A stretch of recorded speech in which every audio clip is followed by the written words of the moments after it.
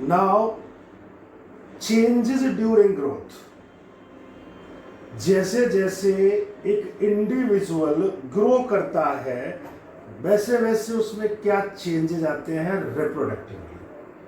Actually हमारे शरीर में दो तरह के ऑर्गन हुआ करते हैं, प्राइमरी सेक्सुअल कैरेक्टरिस्टिक्स जो कि जब पैदा होता है तभी से होते हैं, ऑलराइट, यानी primary sexual characteristics which are present at birth, जिसे देखते ही पता लग जाता है कि जो बच्चा है वो फीमेल है या मेल है। So primary sexual characteristic present at birth, that is female genitalia and male genitalia. The second one, secondary sexual characteristic which appears in the maturity. What does it mean? What does it mean? They may be or may not be. If they are, तब तो वो male female है, और नहीं तो फिर नहीं है। So this changes occur during a very specific age which is known as what? Puberty. And are the result of the action of sexual hormone, क्योंकि जैसे ही जब इंडिविजुअल बड़ा होता है उसकी ग्रोथ होती है तो उसमें सेक्सुअल हार्मोन बनते हैं। मेल के अंदर एंड्रोजन टेस्टोस्टेरोन बनता है और फीमेल के अंदर कौन सा हार्मोन? एस्ट्रोजन बनता है, जिसकी वजह से उनमें सेक्सुअली कैरेक्टर सेकेंडरी डेवलप होती है। Student, if my voice is just cutting, just disturbing, then there may be a network problem from your side. So, am I audible clearly to all? Okay, now I am going to mute you all so that you can't disturb us. The student who want to say something can write in the chat box only. No need to do anything, only have to go in chat box. So अभी मैंने आपको क्या बताया कि दो तरह के character हुआ करते हैं, एक प्राइमरी सेक्सुअल कैरेक्टर हुआ करते हैं और एक दूसरे सेकेंडरी सेक्सुअल कैरेक्टर हुआ करते हैं। और ये कैरेक्टर जो सेकेंडरी वाले हैं वो कब नजर आते हैं? प्यूबर्टी पर नजर आते हैं। तो अब प्यूबर्टी की बात ही कर रहे थे। Changes during puberty in the female, pubic hair and hair under the arms. Second character, distribution of body fats. Third character, कौन सा गाना? No any song is there. Distribution of body fats means female having more fat than that of male, and distribution is just different in female than that of male. Male is trying to have 6F, 7F, 18F, 0F, ठीक है, तो वो अपनी fat को ऐसे adjust कर रहे हैं। And development of mammary gland. But अगर मेल की बात की जाए, the development of pubic hair सही है, the beard and hair over a large part over the body, पूरे शरीर पे उसमें बाल हैं। और third, Shivam, what type of voice is coming?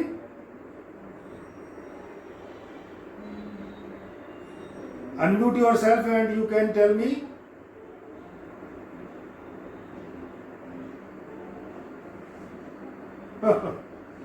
कोई बंदे मातरम यहाँ पे मैं नहीं बोल रहा हूँ बेटे। And all,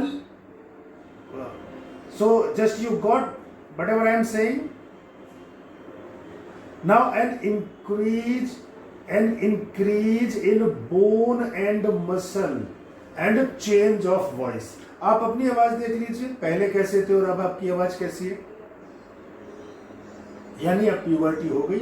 अगर कोई कह रहा है कि नहीं मेरी आवाज तो पहले ही जैसे 3 साल पहले थी ऐसी आज है, तो भाई मैं उसके बारे में क्या कह सकता हूं, ठीक है। So now these are the common changes takes place during puberty. अब हम थोड़ा सा मेल रिप्रोडक्टिव सिस्टम की ओर चलते हैं और उसे डिस्कस करते हैं। ठीक है बेटा, रिप्रोडक्टिव इवेंट्स की अगर हम बात करें बेटे, हर ह्यूमन में कुछ रिप्रोडक्टिव इवेंट्स हुआ करते हैं जिन स्टेज से गुजरना पड़ता है। पहली बात ये याद रखना, ह्यूमन सेक्सुअल रिप्रोडक्शन में कुछ करेक्टर्स है, जैसे ह्यूमन विविपेरस होता है, ह्यूमन यूनिसेक्सुअल होता है, each sex has pair of gonads, gonads मतलब जेनिटेलिया, ओवरी और टेस्टिस, इनका रिप्रोडक्टिव डक्ट्स होते हैं, एक्सेसरी स्ट्रक्चर होते हैं, और जो खास सेक्स ऑर्गन है वो टेस्टिस हैं मेल में और ओवरीज हैं फीमेल में, और गैमीट फॉर्मेशन होता है, हार्मोन होता है, और प्यूबर्टी। ये हमने 5-6 चीजें डिस्कस करी, ये इवेंट्स थे। तो अब हम बात करते हैं कि सबसे पहले जो खास इवेंट्स हुए चलेंगे, इनकी सीरीज में कौन से। सबसे पहले जैसे ही प्यूबर्टी आएगी, ग्रोथ होनी शुरू होगी, गैमेटोजेनेसिस होगी, means formation of gametes, that is sperm and ओवा। सबसे पहला प्रोसेस गैमेटोजेनेसिस, प्यूबर्टी होने के बाद।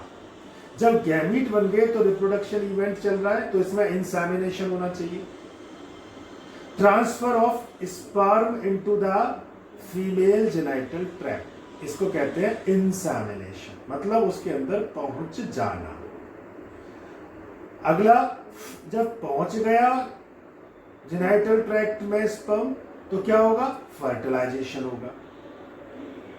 फर्टिलाइजेशन मतलब fusion of male and female gametes, जिसकी वजह से क्या बनेगा, जायगोट, जो डिप्लॉयड होगा। नेक्स्ट, जब जायगोट बन जाएगा तो इम्प्लांटेशन होना चाहिए। इम्प्लांटेशन क्या है, development of blastocyst and its attachment to the uterine wall. अब यहाँ ब्लास्टोसिस की बात आती है, जैसे ही जायगोट बॉडी के अंदर बनता है तो जायगोट पहले 2 सेल में, फिर 4 में, फिर 8 में, फिर 16 में, मतलब मोरूला, ब्लास्टूला, गैस्टूला, ये स्टेजेस चला करती है। और एक स्टेज ऐसी आती है जिसमें सेल 2 हिस्सों में बढ़ जाती है। नीचे वाले हिस्से को जहां सेल इकट्ठी रहती है उसे इंटरसेल्युलर मास कहते हैं, जिससे एम्ब्रियो बनता है, और उसके ऊपर एक लेयर बन जाती है जिसको हम ट्रोफोब्लास्ट कहते हैं, वहीं से ब्लास्टोसिस्ट डेवलप होती है। अब आप चाहेंगे कि ये कैसे होता है, हमें दिखा दिया जाए, ठीक है ना। तो ये देखिए, मैं स्क्रीन पे बना रहा हूं, ये जायगोट था। जब ये डिवाइड होना शुरू हुआ तो इसके अंदर इस तरह से स्ट्रक्चर बन गया, two layer of cells, the lower one is intercellular mass or inner cellular mass, this one, okay, called as ICM, and this one blastopore, and the upper layer, this one, trophoblast. I will send the picture for the same. So due to this trophoblast, the attachment is occur from this place, and this is blastocyst. Is that clear? What is blastocyst? And this blastocyst, suppose this is the structure I am drawing, this is uterus, and now when this implantation is occurring in this way, blastocyst attached to the uterine wall. Got it? After this gestation start, gestation का मतलब होता है कि कितने दिन के लिए बच्चा मां के अंदर रहेगा, इसे जेस्टेशन पीरियड कहते हैं। तो एम्ब्रियोनिक डेवलपमेंट कंसेप्शन से लेके बर्थ तक, कंसेप्शन का मतलब है प्रेग्नेंट होना और बर्थ का मतलब है पार्चुरेशन, ठीक है। अब पार्चुरेशन लास्ट स्टेप आ गई तो डिलीवरी ऑफ द बेबी, इसे हम पार्चुरेशन कहते हैं। तो ये 6 स्टेप आपको समझ में आ गई। First, gametogenesis, insemination, fertilization, implantation, gestation, parturition. Is that clear? Okay, अब हम थोड़ा सा और अंदर इसमें स्टडी करते हैं। अब मेल रिप्रोडक्टिव सिस्टम को बाहर ही ले आते हैं कि भाई क्या क्या है आपके अंदर मेल रिप्रोडक्टिव सिस्टम जी। अभी तक हमने इवेंट्स पढ़े। What are the events? So 6 events are very clear in front of you. Now the male reproductive system, as you can see at the screen, 2 parts are clearly visible. First one is scrotum having testes. Second one is penis, that is accessory organ, and inside the abdominal cavity the accessory duct, accessory glands are there. यहाँ एक question उठता है कि ये जो testes के अंदर, ये जो टेस्टिज के अंदर स्पर्म बनते हैं, तो ये जो टेस्टिज है ये बॉडी के बाहर क्यों लटकी हुई है स्क्रोटम में? ये क्वेश्चन बहुत बार आया है। Why testes are situated outside the body in scrotum? Reason is that body का टेम्परेचर 37 डिग्री होता है। बाहर टेम्परेचर कम रखना है क्योंकि स्पर्म इसमें फॉर्म नहीं होगा, उसकी स्पर्म को मरने का टेंशन होता है। तो 2.5 डिग्री सेंटीग्रेड टेम्परेचर कम हो जाता है। इसे मैनेज करने के लिए टेस्टिस शरीर के बाहर होती है, एब्डोमिनल कैविटी के बाहर होती है ह्यूमन में। और कभी कभी ये टेस्टिस जब बाहर नहीं आ पाती और उस बच्चे का अगर बर्थ हो जाता है तो फिर उसमें क्रिप्टोरैक्टिज्म नामक बीमारी हो जाती है। क्रिप्टोरैक्टिज्म मतलब testis are not descending from the body towards scrotum, and that people, that male individual will be sterile. इसलिए जो बच्चे 6 महीने से पहले, 5 महीने से पहले, अगर आप डॉक्टर बन जाए, अगर आप डिलीवरी करें किसी की, तो उस टाइम पे नहीं करना चाहिए क्योंकि ये टेस्टिस डेवलप नहीं होती है। इनके बाहर आने का इंतजार करना चाहिए। पहले समय में गांव में ऐसा होता था कि ऐसे बच्चा अगर पहले पैदा हो रहा है तो हो जाता था, गौर नहीं करते थे और उनके नतीजे बड़े भयंकर हुआ करते थे। खैर, मुझे किसी की बुराइयां करने से यहाँ पे कोई मतलब नहीं है। मुझे अपने आपको अगला टॉपिक बताना है, तो मैं अगले हिस्से पे जा रहा हूँ इन हिस्सों को और ज़्यादा इन हिस्सों को डिस्कस करने के लिए। तो now this is very clear that what happens inside the testis and why the testes are situated outside the abdominal cavity. Now you can see the diagram again. This diagram is from the NCERT book.